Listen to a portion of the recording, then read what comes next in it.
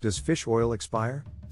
The short answer is yes, and expired fish oil can do more harm than good. Let's dive in and figure out if your fish oil has gone bad. Fish oil typically lasts about 1 to 2 years if unopened, thanks to preservatives like vitamin E that slow down oxidation. But once you break the seal, the clock ticks faster. Proper storage is key. Heat, light, and air are fish oil's worst enemies. Store your bottle in a cool, dark place, or even in the fridge, to keep it fresh longer. Not sure if it's expired? Give it a smell or taste. Fresh fish oil is almost odorless and tasteless, but if it smells sour, fishy, or tastes rancid, it's time to toss it. Taking expired fish oil can cause issues like digestive upset or even introduce harmful free radicals into your body. It's better to be safe than sorry. Another tip?